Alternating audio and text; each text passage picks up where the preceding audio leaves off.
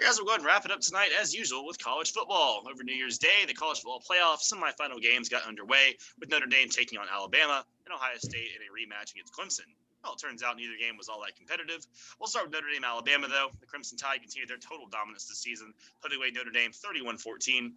Mac Jones is nearly perfect on the day, throwing for almost 300 yards and 4 touchdowns, going along with 125 yards from Najee Harris and 130 yards and 3 touchdowns from Devontae Smith. So, Drink, little surprise here, huh? Not really. And if I am surprised, it's just Notre Dame. Here's the deal: Alabama did what Alabama been doing to everybody all season. You know what? I won't even say to everybody, because usually we play a team that likes to get it up later in the game, and then you got to actually, bow your back a little bit. But Notre Dame wasn't that. To be honest with you, if you actually pay attention to the game, by the second quarter, Nick was already pulling the dogs off. The third quarter, they really got stagnant. But going into half, I don't think Alabama pressed them as hard as they could have. It was like once the first 2 possessions went the way they went, it was like, listen, this team ain't it. And this team couldn't stop us on our worst day. So we're going to score enough points where we could just sit on them. And that's all they did. They just sat on Notre Dame for the third and fourth quarter. And that was pretty much what we knew. Alabama was the far superior team. So what's the point of going out here and throwing up 66 on them? You're going to come out with the same result. Alabama was there and Notre Dame shouldn't have been there. And you came out with that same result regardless, right? On to the next week, in the second half. Right? Tell us something we don't know. So, Nick coaches in a different manner than most coaches, where if he sees that he has the overwhelming advantage, he kind of score enough points where he can kind of just run the ball, bleed the clock, and his defense make things happen. Now, the reason that's different this year than most years, because we know that Alabama defense is susceptible to giving up points. So you might think you're going to sit and take the air out of the ball, and then next thing you know, the other team to put up 21 quick ones, and then, oh, crap, we in a ball game. Unfortunately, that ain't Notre Dame MO. When the lights get bright, they get frightened. And, that's what we seen. It was Notre Dame. It was Notre Dame in the primetime game once again, and the same result. What they say, the definition of insanity is doing the same thing over and over and over and getting the same result. And that's what the hell we got out of Notre Dame. We keep voting them in, playoff games, BCS championship games, all this other crap. And Notre Dame has done nothing but make us look right once the game over. But I would say one of the things that I was surprised about, listen, Ian Book was Ian Book. Those numbers don't surprise me. I think all 3 of us said this. Ian Book, he's not a dude. He's cool. He's all right, He's just a dude. No, he's just a dude. He's just some guy, whatever. Your local Walmart or whatnot. But I think I was surprised that Notre Dame didn't run the ball as well as I thought they would. I thought they was pretty. Listen, because you got to remember this. Notre Dame offensive line with Alabama offensive line, and I think Texas A&M was the third finalist for the Joe Moore Award. So you got 2 teams going head-to-head for the Joe Moore Award. So I honestly, and I think I might even say this, I thought that offensive line was going to be able to move our defensive line. Our defensive line is not overly impressive. We don't have that guy in the middle that can make things happen like year in and year out that we're accustomed to. Got edge rushers, but if you can't do anything in the middle, that's where the edge rush get neutralized anyway, because they just run the ball up the middle, and then so much for that. I thought Notre Dame was going to use that more than they did.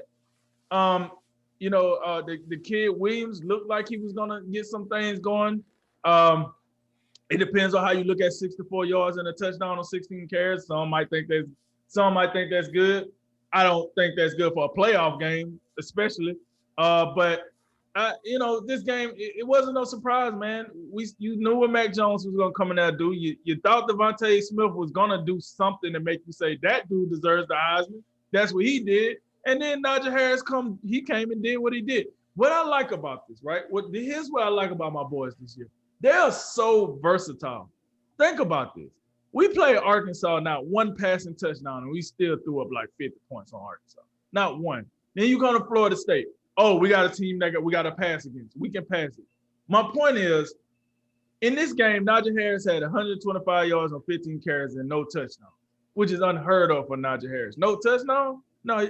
So it's I just like how this offense can just switch on a dime. It's just like, yo, we're gonna take the run away. Okay, we'll just pass it. Oh, we're gonna take the pass away. Okay, we're gonna run it. And this is why when we talk about the next team, and then we on Friday when we get into what's gonna happen on Monday, this is why I don't really fear any other teams in college football this year, just simply because Nick has gotten these guys in the hole where it no matter what day of the week it is, you're going to get the same performance, whether it's Monday or Friday. I know I like to go home early on Friday, but I'm still giving this effort before I get up out of here early. It's like, I just like where their head is at. But at the end of the day, we got what we got. Alabama controlled those trenches, and they got what they got. And, you know, we got the result that we wanted out of that.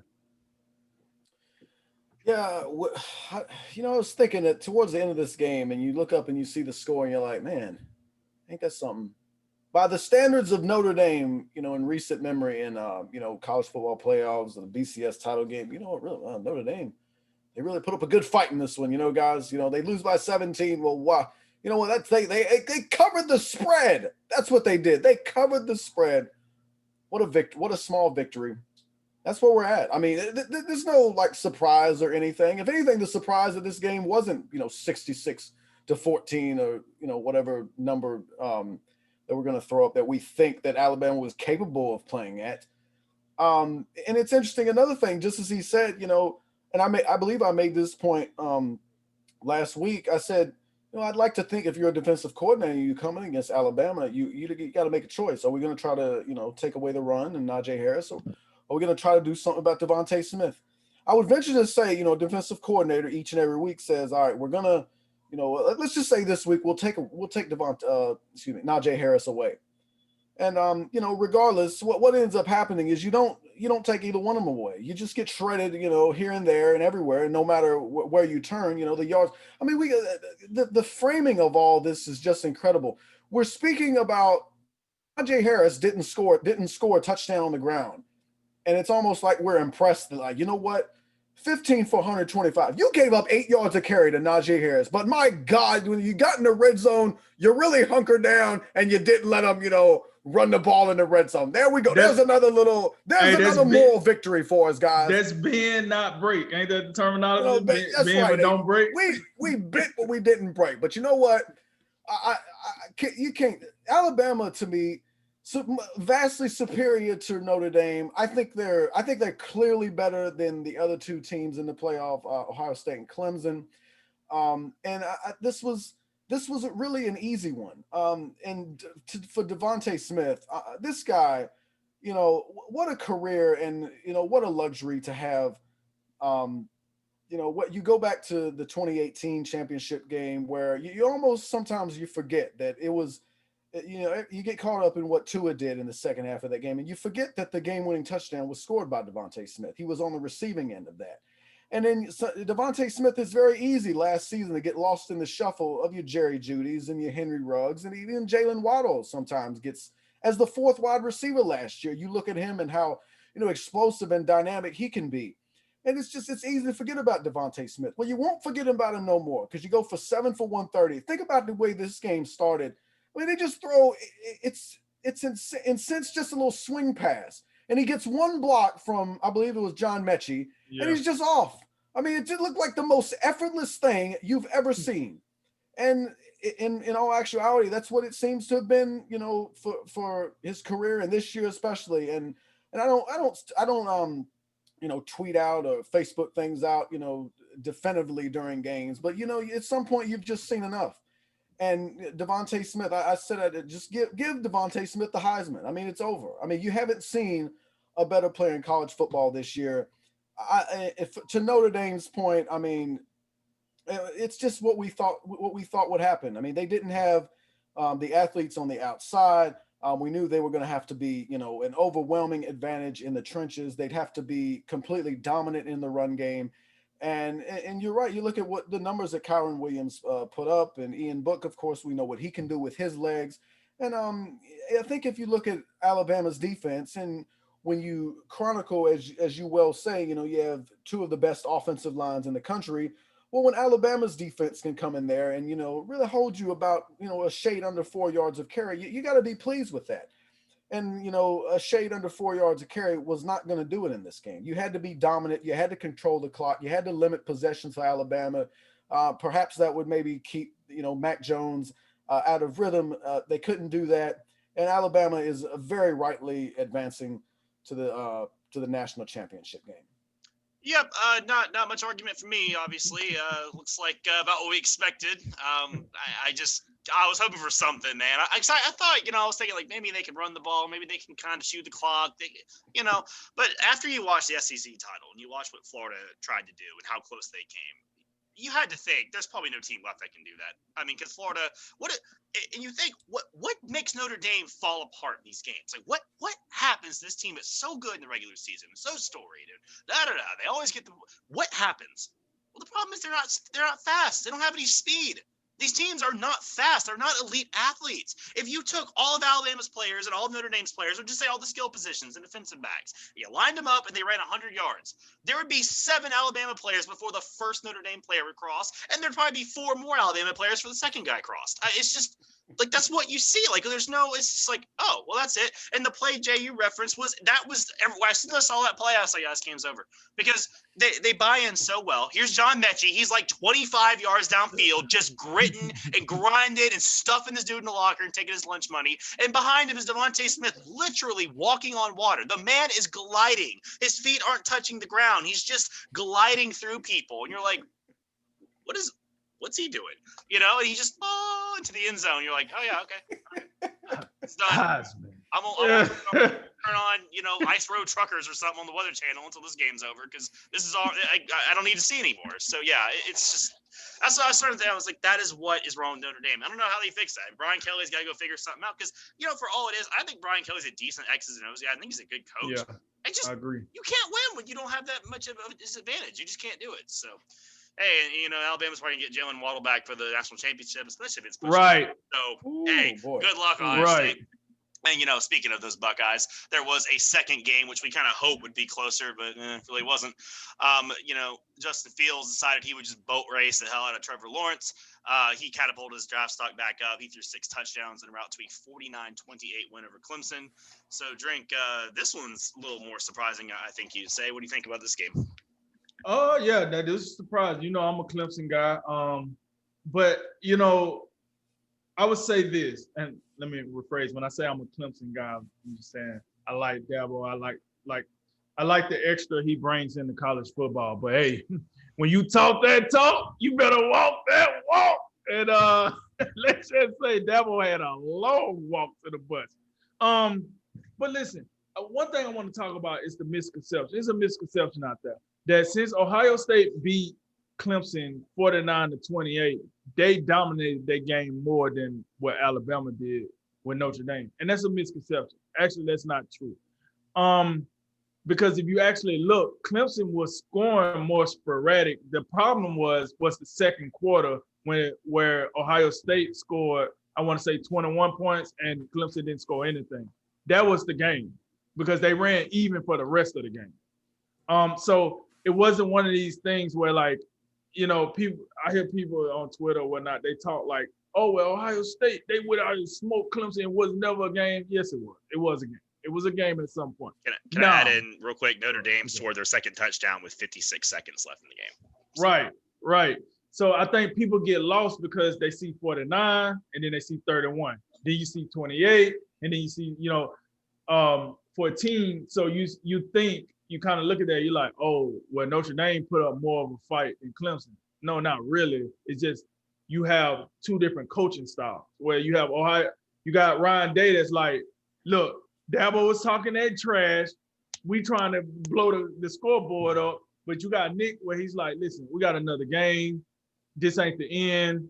You know what I'm saying? Let's not burn out everybody. Let's kind of just sit on the ball and it's just run the air out of the ball. Then you had Ohio State.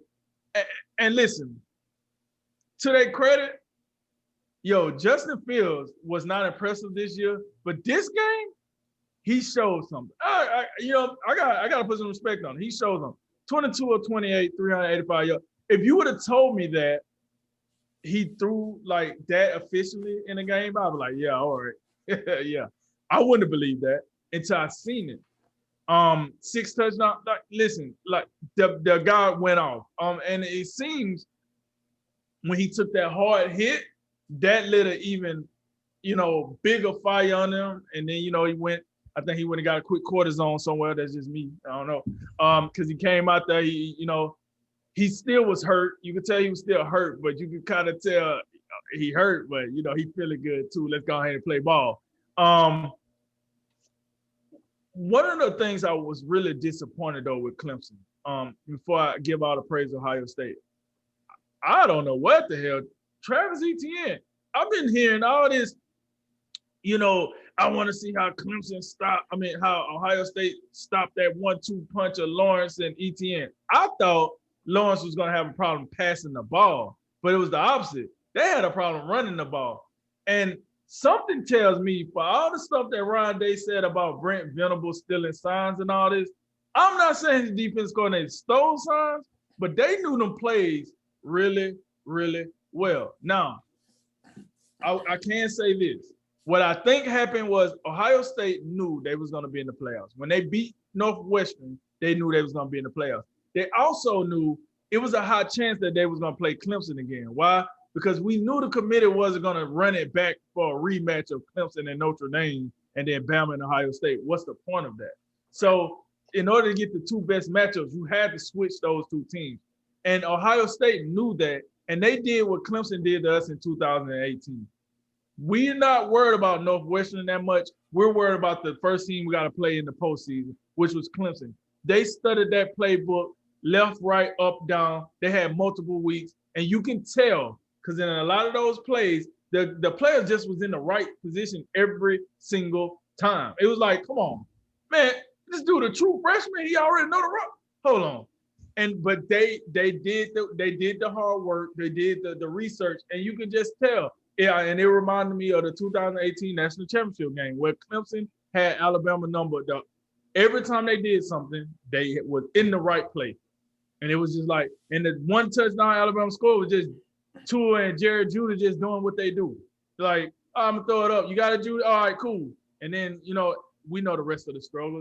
It was a struggle. So I want to give a big shout out to Ohio State because I thought Ohio State was at a disadvantage because of their schedule been so stop and go. But then I forgot about the fact you get 2 or 3 weeks to focus on your first opponent. And if you played Northwestern, while your opponent had to play Notre Dame, most likely they had to worry about Notre Dame. You didn't have to worry about Northwestern. So you got a few more days to work on the small things. It was very impressive, very disciplined Ohio State team. And then for Clemson, listen, they came into this game. They didn't have a offensive coordinator, Elliott. So Dabo had to move a guy up to the box. But here, listen, it's no excuses. It's no excuses on this level. Especially when you talk that crap like Dabo talk, it's no excuses. You went out there, you got smoked. And I will remind people, last 2 games Clemson they had in the playoffs, national championship and this playoff game, they didn't got smoked on both of them. They didn't got smoked. I didn't want to throw it out there. So, LSU is, it don't matter. They got smoked. They got smoked. But I'm gonna say the rest of this for Friday before I get into the Alabama Ohio State thing. But I would say Ohio State showed us that Clemson. A lot of people said they had took a step back, but it was hard for us to see that step back because of the level of competition. I being one of them, I just felt like maybe they're not that bad, but they don't play anybody to really make us think they're that good. So they're middling. I think Ohio State proved that Clemson has taken a step back. As far as, they're a young team. They don't have those veterans like Dabo is accustomed to, but you did think he had the better quarterback and possibly the better running back. And it still didn't matter. It really didn't matter. So, listen, kudos Ohio State. They was prepared. Now they get a week and some change if they don't push the national championship back to get ready for Alabama. And you're going to need every day of it. And I do think Alabama going to need every day, especially on the defense side of the ball, to get ready for Ohio State. We'll see. But yes, to answer your question, that game was wildly a surprise for me. And but Ohio State was a better team and they won. So we'll see how it get down when we get on the Friday show.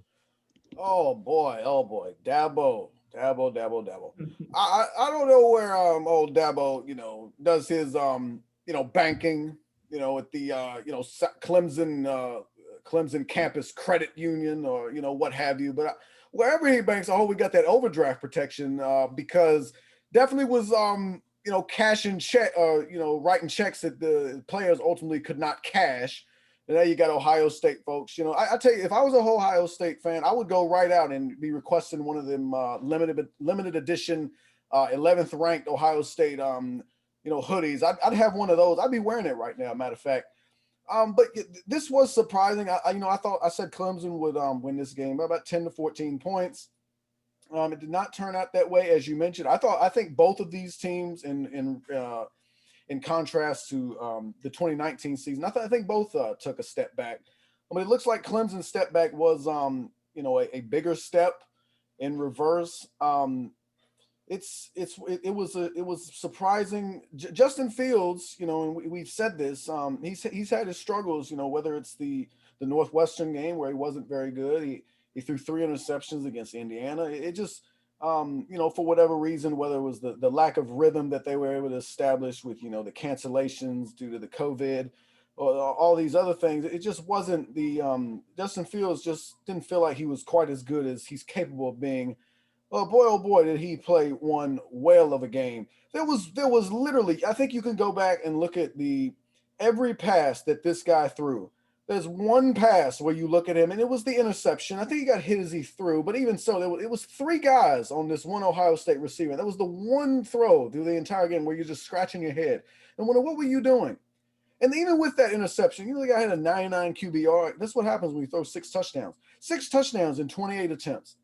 And these were not, many of these throws were not routine, little swing passes, a little, some guys get these cheap completions. They throw little drag routes and they have a guy in motion. He just snaps the ball and tosses it to him. And that's a pass attempt. Oh, some of these were just deep 50-yard, just bombs and just absolute, the precision with some of these throws, the chemistry that he has with this guy, Chris Olave, it's something to behold. And of course, this guy, Trey Sermon, boy, has he burst onto the scene. He comes out there and Northwestern, gets as much of a good defense as Northwestern has had. Trey Sermon rushes for 330 yards or whatever it was. And this one, 31 carries, 193 yards. And my boy, he doesn't look like the most physical specimen that you ever seen, but boy, he packs a punch, doesn't he? When he comes, he's always finishing the play forward. He rarely gets pushed back, as far as I can tell. And this is a guy that it's funny. Some of these programs, whether it be Justin Fields coming from Georgia or Joe Burrow coming from Ohio State to LSU, Trey Sermon came from Oklahoma. It's almost incredible in this day and age, just some of the transfers that we're seeing. College football has its own, almost in some sense, its own level of free agency that's just fascinating because it didn't always used to be like this. But Ohio State I think they deserve all the credit in the world. I don't know if it was the motivation that they got from the Dabo coaches poll, which was just ridiculous. But they just you hit it right on the head. I mean, Travis Etienne, 10 for 32. I mean, that's shocking in itself, and I think even more shocking that I don't know when's the last time I've ever seen a Clemson offensive line get assaulted like that. I think it helps when you have that type of lead, but in the second half, Trevor Lawrence was under siege the entire second half, and he really didn't have much of a chance. I think it's almost incredible that he was efficient and as good as he was by the numbers, but he was running for his life the entire second half, and it almost. And I know Clemson, I don't have any sense that they'll all of a sudden, fold and they'll fall back to the middle of the ACC pack. I don't see that happening, but it does give you cause to pause when you look up and down the roster. Trevor Lawrence is going to be gone. Travis Etienne won't be there. And those are the 2 guys that really stand out in my mind. I know we have DJ ukulele. I can't say his name. It's not ukulele, but you know who I'm talking about. We have him, and we've seen him this season. He proved he's got some skills, and I think he'll be fine. But do they have another Travis Etienne? Do they have another T. Higgins? I didn't see the next Isaiah Simmons. It just brings me questions like, who is the next man up for him and will lead Clemson into the future of college football? I'm just a little curious. This whole idea, I think, remember when Alabama lost to Clemson, and then last year they didn't make the playoffs, and it was like, oh well, it's Clemson's turn. Now Clemson's going to run college football. They're going to be the next dynasty. Well, I'm not sure if I see that right now. I really don't. In some shape or form, I think Clemson, in some respects, has just benefited from a weak ACC. I'm not saying they're going to go anywhere, and I think they can continue to make playoffs if the ACC is going to be, this mediocre. I'm a little bit concerned about Clemson moving forward, I must admit. Yeah, this was unbelievable to see a Brett Venables coach defense get absolutely just dismantled like that. I mean, I know LSU put the hurt on them too. I kind of gave it a pass. It was like, well, it's that LSU team, so whatever. But then to see a more, not average, but a more like what you'd expect in a playoff game offense comes up with Justin Fields. The Ohio State team, it just hasn't looked amazing yet. Justin Fields hasn't had a great game. They just put it on him. I mean, they just took him to the woodshed, man. It's unbelievable to watch. The biggest things I'll say for Clemson is I don't feel like Travis Etienne was himself. I don't know if he was hurt, he had something going on, whatever. That's not Travis Etienne. I don't know what he was doing, but he just didn't feel like he was there for whatever reason. Maybe he had some lingering injury he was trying to play through. I don't know. But I would say that the rest of the skill positions, you're absolutely right. They just don't feel the normal. This isn't Justin Ross and all these T. Higgins type guys. It's like a step down. They're not horrible, but they just don't have that difference-making factor that other teams in this playoff seem to have. And I think the loss of that linebacker, the Skalski guy, it seems like when he leaves this defense, they just turn to mush. Like before he got thrown out for targeting, they were having it was back and forth, and then he leaves, and then the dam just bursts. And then against Notre Dame, they put almost 50 on him. Like I don't know what that kid means to that defense, but he must be pretty important because as soon as he leaves, this whole thing just goes to hell. Trevor Lawrence, a lot of people are making these ridiculous hot takes. Well, I don't know, maybe Justin Fields is the first overall pick. Like, no, he's not. Like Trevor Lawrence threw for 400 yards off his back foot the entire game. Like, I don't know what you wanted the guy to do. I mean, I ain't out here caping for him because he's not a Jaguar yet. He can't tell me I'm doing that. But anyway, look, I mean, Justin Fields is a baller. I think the storyline is that Justin Fields was massively underrated coming into this game. Yeah, I mean, Indiana was a good defense. Northwestern played quarters the entire game. That's why Trey Sermon beat Eddie George's all-time school record because they played quarters every snap through the whole game. So, I mean, Justin Fields is still that guy. He's still going to be a great quarterback too. You saw two great quarterbacks, but Trevor Lawrence is the better quarterback still. So these hot takes of all of a sudden that Justin Fields is the first overall pick, like it's I don't know if y'all have heard it all that much. I've seen it a lot. It's nonsense. But yeah, man, Ohio State's they're a good team. The whole 7 games thing was nonsense. The 11th ranked team, Dabo's a clown. I mean, we all know that. I think it's clownish. Other people think it's great. I don't know, but I don't see it. But they went out there, they played a better game, they were better coached, they were better prepared. And let's remember, Ohio State, even though they look great, they still recruit in the top 5 every year too. So I'm the top 3 game.